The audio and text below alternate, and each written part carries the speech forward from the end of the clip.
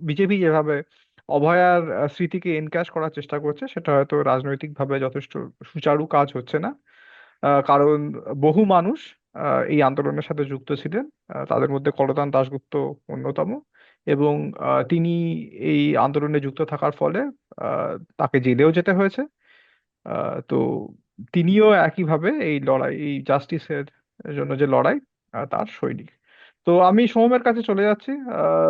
পানিহাটি কেন্দ্র নিয়ে তোমার কি বিশ্লেষণ, তুমি যদি একটু বলো। তুমি যেটা বললে যে পানিহাটি দীর্ঘদিন ধরে একটি আহ, আমাদের বেশ শক্তিশালী জায়গা ছিল, তার আমার মনে হয় অন্যতম কারণ হচ্ছে পানিহাটি একটা শিল্পাঞ্চল জায়গা, গঙ্গাতীরের একটা জায়গা যেখানে যেটা যেগুলো বর্তমানে বেশ সীমিত। বিশেষত আমরা জানি যে পানিহাটিতে বেঙ্গল কেমিক্যালস ফ্যাক্টরি ছিল, সেটাও বেশ সীমিত। তো সব মিলিয়ে পানিহাটিতে গত কয়েক বছরে, গত পরপর তিনটি বিধানসভা নির্বাচনে আমরা দেখেছি যে তৃণমূলের বেশ হেভিওয়েট একজন প্রার্থী বিমল ঘোষ পরপর তিনটে বিধানসভা নির্বাচনে তিনি জিতেছেন। এবং তিনি 1996 সালে প্রথমবার পানিহাটি থেকে জেতেন, তখন সেবার তিনি কংগ্রেসের টিকিটে জেতেন। তখন এবছর ওই সিটেই তার ছেলে লড়ছে, তীর্থঙ্কর ঘোষ, যার ডাকনাম কুচি। তো ফলে পানিহাটিতে বলতে গেলে বিজেপির যিনি প্রার্থী এবং তৃণমূলের যিনি প্রার্থী, দুজনেই ওখানকারই খুব পরিচিত মুখ বলা যেতে পারে। আহ, মানে নির্মল ঘোষের তুলনায় তীর্থঙ্কর ঘোষ অবশ্যই সেরকম পরিচিত নন। তার বাবা কারণ তাই হরদন দাশগুপ্ত সেখানে একজন বেশ বলা যেতে পারে একটা প্রতিশ্রুতিময় বা একজন সম্ভাবনাময় মুখ হিসেবে তাকে কংগ্রেসের তরফে দাঁড় করানো হয়েছে। আমরা দেখেছি গত লোকসভা যে নির্বাচন হয়েছিল সেখানে পানিহাটি কেন্দ্র থেকে তৃণমূল কংগ্রেস মোটামুটি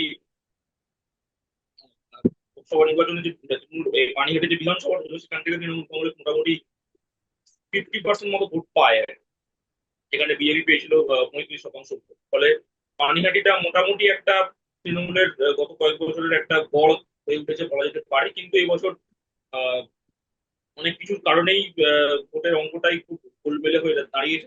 তার মধ্যে পানিহাটি কেন্দ্রের অন্যতম কারণ হচ্ছে যে সেখানে অভয়া আন্দোলনের অভয়ার মাকে সেখানে দাঁড় করানো হয়েছে, রত্না দেবনাথ। এবং খুব দুর্ভাগ্যজনক ভাবে তিনি যে ধরনের কথা বিজেপি প্রার্থী হওয়ার পর থেকে বলে চলেছেন, সেগুলো কোনোভাবেই একজন আহ সন্তানহারা মায়ের কথা না। সেগুলো পুরোপুরি ভাবে একজন রাজনৈতিক প্রতিদ্বন্দ্বিতা করা একজন ফিয়ার্স রাজনৈতিক প্রতিদ্বন্দ্বিতা করা একজন প্রার্থীর কথা। এবং তিনি যেভাবে মুহুর্মুহু আক্রমণ এনেছেন মূলত টিএমসির দিকে, বিশেষত নির্মল ঘোষকে তিনি আক্রমণ এনেছেন তার দিকে, যে তিনি এই ধরনের এই যে গোটা দুর্নীতি হয়েছে, তার মেয়ের মৃত্যু হয়েছে, তার বংশ, তিনি সরাসরি ভাবে মুখ্যমন্ত্রীকে আক্রমণ করেছেন, যে মুখ্যমন্ত্রীকে তিনি চরম শাস্তি দিতে চান তাদের কাছে পেলে, এই ধরনের কথাবার্তা শোনা গিয়েছে। এবং এইটা নিয়েই মূলত আহ, আমি যা দেখলাম প্রতিবেদন যেখানে যা বেরিয়েছে যে আহ, একদিকে যেমন তার প্রতি একটা পাবলিক সিম্প্যাথি রয়েছে, মানুষের একটা সহানুভূতি রয়েছে, যেহেতু তার সন্তানের মৃত্যুকে কেন্দ্র করে এত বড় একটা আন্দোলন হয়েছিল এবং সেখানে নানা শ্রেণীর নানা ধরনের মানুষ সেখানে খুব স্বতঃস্ফূর্তভাবে যোগদান করেছিলেন। সেখানে তার মৃত্যুকে তার সন্তান মাই সেখানে রাজনীতি ইনভেস্ট করতে শুরু করেছেন। তো সেটা কোনোভাবেই সাধারণ মানুষের একাংশ সেটাকে মেনেও নিতে পারছে না। আবার একটু হলো পাবলিক সিম্প্যাথি শুধুমাত্র ওই কারণে যে তিনি তার সন্তানকে ভাবে হারিয়েছেন।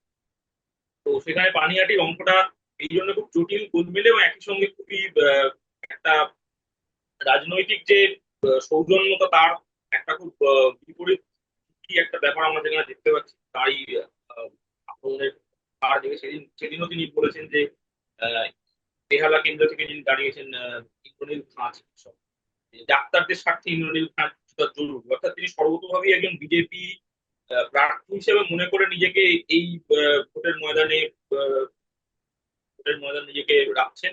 এবং সুতরাং তার সঙ্গে যে প্রতিদ্বন্দ্বিতা, এবং তার প্রতিদ্বন্দ্বিতা করতে গিয়ে কলকাতা দাশগুপ্তকে আমরা দেখেছি বলতে যে আমরাও আসলে অভয়ার বিচারই চাই, সেই বিচারের জন্যই আমরা আহ, এখানে আসছি। এবং সেটা আমরা দেখেছি যে তাকে প্রার্থী ঘোষণা করার আগে অব্দি, মানে রত্নাদিত্যনাথকে প্রার্থী ঘোষণা করার আগে থেকেই কলকাতা সেই ধরনের প্রচারে কথা এই ধরনের কথাবার্তা বলে আসছে। ফলে এবং এই সম্প্রতি অভিষেক বন্দ্যোপাধ্যায় তীর্থঙ্কর ঘোষের হয়ে প্রচারে বেরিয়ে তিনিও একই কথা বলেছেন যে এই ধরনের ঘটনা যাতে আর না ঘটে, এই ধরনের ঘটনা যাতে সঠিক বিচার হয়, তার জন্যই আমাদের সকলের লড়াই। বা তিনি নিজেও অভয়ার মাকে সেই আর্জি জানিয়েছেন যে আপনি সিবিআই এর যে ইয়ে হলো না, এতদিনও ঠিকঠাক দোষী ধরা হলো না বলে আপনি বলছেন, তাহলে আপনি তাহলে সিবিআই কে তাহলে আমাদের বলছেন। এই জাতীয় নানা রকম চাপানোতর চলছে এই কেন্দ্রটি নিয়ে। এইবারের ভোট যদি সুষ্ঠুভাবে হতে পারে, যদি থামাও সুষ্ঠুভাবে হতে পারে, কিন্তু যদিও সুষ্ঠুভাবে হওয়ার জায়গায় নেই, কারণ আমরা জানি যে লাখ লাখ লোকের ভোটাধিকার ভাগ্য ঝুলে রয়েছে ট্রাইব্যুনালের হাতে। কত লোক ভোটাধিকার ফিরে পাবেন এখনো খুব নিশ্চিত নয়। ধরা যেতে পারে বড় অংশের মানুষ এবছর করতে পারবেন না। সেই রকম একটা অবস্থায় এবারের ভোট, এবার নির্বাচন হচ্ছে। তারপরেও সেখানে যদি ঠিকঠাক ভাবে ভোট যদি করা যায়, অন্যান্য নানা এবারে ভোটাধিকার গ্রহণের যে পদ্ধতিটা সেটা নিয়েও নানা রকম চোখ বা বলা যায় উড়ো খবর আসছে যে এই হতে চলেছে, এই হবে। সেইগুলো সব মিলিয়ে যা যে অবস্থা, সেখানে যদি ভোটের ইকুয়েশন কোন দিকে যাবে এই পানিহাটি কেন্দ্রে, সেটা বলাটা একটু মুশকিল। এখন অব্দি আমরা যে কটা কেন্দ্র নিয়ে আলোচনা করছিলাম সেখানে বাম প্রার্থীদের নিয়ে খুব একটা আমরা আলোচনা করতে পারিনি, কারণ সেই জায়গা তারা নেই। কিন্তু এই পানিহাটি এমন একটি জায়গা যেখানে লড়াইটা বিভিন্ন মিডিয়াও বলছে যে এটা অ্যাকচুয়ালি ত্রিমুখী লড়াই। কারণ এক নম্বর এটা তৃণমূলের দীর্ঘদিনের গড় হয়ে গেছে। দু নম্বর এখানে বিজেপি প্রার্থী হিসেবে রত্নাদেব দাঁড়িয়েছেন। তিন নম্বরে কলকাতা দাশগুপ্তের মতো একজন অত্যন্ত জনপ্রিয় এবং অত্যন্ত উদ্যমী সিপিএম নেতা একটি এই প্রতিদ্বন্দ্বিতা করছেন। এবং আমি যতদূর যা একটু একটু ঝলক শুনেছি, সেখানে কলকাতার যে প্রচার, সেখানে প্রচুর মানুষ সেখানে ভিড় করছেন। বা তৃণমূলেরও যে প্রচার সেখানেও প্রচুর মানুষ ভিড় করছে। কিন্তু হয়তো ত্রিমুখীর থেকেও লড়াইটা এখানে অনেক বেশি মানে মানুষের যে আলোচনা সেখানে অনেক বেশি যেটা খুব ইন্টারেস্টিং, যে হয়তো সিপিএম বনাম বিজেপি এবারে আরো বেশি হতে চলেছে, যেহেতু কলকাতার নিজে এই অভয় আন্দোলনের সঙ্গে যুক্ত থাকার কারণে একটি বিশেষ ঘটনায় তাকে কিছুদিনের জন্য জেলে যেতে হয়েছে। এই কারণে হয়তো এই কেন্দ্রের লড়াই প্রচন্ড ইন্টারেস্টিং হতে চলেছে। এবং এবং লড়াইতে কি হবে তার চেয়েও বড় কথা হচ্ছে মানে লড়াইটা ঠিক কিভাবে হবে, মানে আরো কত বাকযুদ্ধ আমরা দেখবো এই এই কেন্দ্রটি দিয়ে, সেটা সেই জিজ্ঞাসা। আচ্ছা, এ, তো এই যে পানিহাটি কেন্দ্র, এখানে একটা মানে এবং রত্না দেবনাথ যে প্রার্থী হয়েছেন তিনি নারী সুরক্ষার কথা বলেছেন। ঠিক আছে, হ্যাঁ, নারী সুরক্ষা নিয়ে তৃণমূল কংগ্রেসের যা রেকর্ড তা আমরা জানি, সেটা খুব একটা মানে গর্ব করে উজ্জ্বল নয় আর কি, সে গর্ব করে বলার মতো নয়। তো কিন্তু অন্যদিকে দেখতে গেলে বিজেপি কে ভোট দিন নারী সুরক্ষার ক্ষেত্রে, তো আমরা দেখেছি যে বিজেপি শাসিত রাজ্যে মানে উন্নাও, কাঠুয়া ইত্যাদি ইত্যাদি, হাথরাস, এগুলো এগুলো এগুলো বিজেপি শাসিত রাজ্যে হয়েছে। মণিপুরে বছর বছর ধরে দাঙ্গা চলেছে এবং জাতি দাঙ্গা চলেছে, এবং সেখানে জাতি দাঙ্গার একটা অন্যতম ডাইমেনশন হচ্ছে যে মহিলাদের উপর অকথ্য অত্যাচার। ঠিক আছে। নগ্ন করে পড়ানো এই ধরনের ভিডিও সামনে এসছে। হ্যাঁ, এবং আমরা বিহারেও দেখেছি যেখানে কোনো জাতি দাঙ্গা চলছে না, সেখানে প্রকাশ্য রাস্তায় সন্ধ্যের মধ্যে একটা মানে চারিদিকে লোকে লোকারণ্য, তার মধ্যে একজন মহিলা যিনি বাড়ি থেকে বেরিয়েছেন তাকে মলেস্ট করা হচ্ছে, এবং মলেস্ট করে ভিডিও করে হাঁটাতে হাঁটাতে নিয়ে নিয়ে যাওয়া হচ্ছে।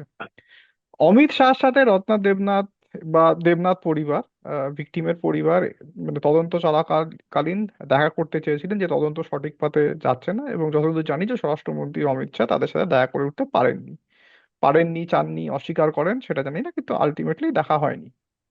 তো এই মতো অবস্থায় বিজেপি প্রার্থী হয়ে কি করে তিনি মানে আলাদা করে জাস্টিস পেতে চলেছে, পেতে পেতে পারেন, বা কি করে অন্যান্য মহিলাদের হয়ে জাস্টিস এনশিওর করবেন? কারণ ভারতবর্ষে প্রতিদিন প্রতিটা রাজ্যে, প্রতিটা জেলায়, প্রতিটা মানে জায়গায় অসংখ্য মহিলা সেক্সুয়ালি অ্যাসল্টেড হচ্ছে। সকলের পক্ষে তো আর শাসক দলের প্রার্থী হয়ে নিজেদের জন্য জাস্টিস এনশিওর করা সম্ভব না। তো তুমি এটাকে কিভাবে দেখছো, সোম? খুব মানে নিশ্চিতভাবে বলতে গেলে এটাকে আমি সুবিধাবাদ হিসাবেই দেখছি। যে তার মনে হয়েছে যে ক্ষমতার অলিন্দের কাছাকাছি থাকলে আমার যে ব্যক্তিগত বিচার বা ব্যক্তিগত যে প্রাপ্তিগুলো সেগুলো যে কিছুটা মিটিয়ে নেওয়া যায়, সেরকম একটি ভাবনা থেকে হয়তো এই ধরনের সিদ্ধান্ত উঠে আসতে পারে। বিশেষত আর্যিকর আন্দোলন আস্তে আস্তে যখন থেকে আর কি মানে ওই স্বতঃস্ফূর্ততার জায়গাটা যখন থেকে কমে এসছে 2024-এর শেষের দিক থেকে, তখন থেকেই দেখেছি যে আমরা দেবনাথ পরিবারকে বিভিন্ন রাজনৈতিক দলের সঙ্গে নানা রকম আলাপ আলোচনা করতে, বিশেষত বিজেপির সঙ্গে তাদের একটা ঘনিষ্ঠতার কথা তখন থেকেই কিন্তু চাউর হওয়া শুরু হয়েছে। তখন অনেকেই সেটা বিশ্বাস করতে পারেনি, কারণ তখনও অবভিয়াসলি তখনও ঘটনার স্মৃতি প্রচন্ড টাটকা, এখনো টাটকা। যাই হোক, তখনও আহ, প্রচন্ড টাটকা, এবং তার ফলে একটা ওই সিম্প্যাথি তার দিকে ছিল বরাবর। ফলে তারা মানে মেয়ের শোকে জ্ঞান শূন্য হয়ে পড়ছেন এরকমও একটা ধারণা হয়তো মানুষের ছিল। কিন্তু শেষ পর্যন্ত দেখা গেল তিনি যখন প্রার্থী হলেন, প্রার্থী হওয়া মানে তিনি এই যে ভোটের লড়াই, নির্বাচনী লড়াই, অর্থাৎ নির্বাচনী লড়াইটা এক ধরনের ক্ষমতা দখলের লড়াই, তাই না? যে আমার সাথে কিছু ক্ষমতা এলো, আমি একটা পদ পেলাম, আমি পদের সেই পদে আমার কিছু ক্ষমতা থাকবে, যে ক্ষমতাগুলোকে আমি ব্যবহার করবো। এবার সেটা কিভাবে ব্যবহার করবো সেটা আমার আদর্শের উপর, আমার বিবেকের উপর সব। তো ফলে এই ধরনের একটা ক্ষমতা দখলের লড়াইতে তিনি যখন নিজেকে নাম লেখালেন, তখন পরিষ্কার বোঝা গেল যে তিনি এই যে নারী সুরক্ষা, নারী মুক্তি, তার কাছে বোধহয় নিজের মেয়ের সুরক্ষাটাই, মানে সুরক্ষা না, সুরক্ষা তো বলা ভুল, কিন্তু অন্যায়।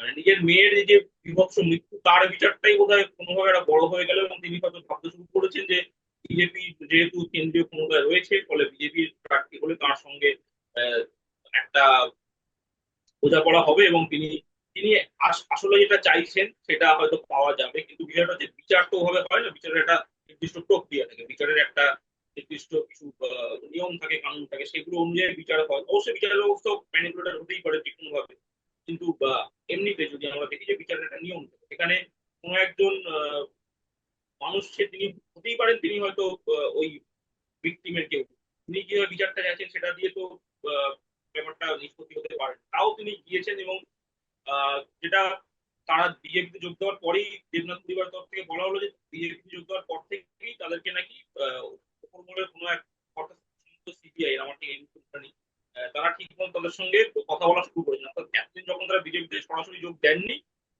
ততদিনও তিনি তাদের সঙ্গে এই আহ, আহ, সংস্থার কর্তাব্যক্তিরা সেভাবে কথা বলেননি। এখন যোগ দেওয়ার পর থেকে বলছে, এইটা তারা নিজেরাই দাবি করছে।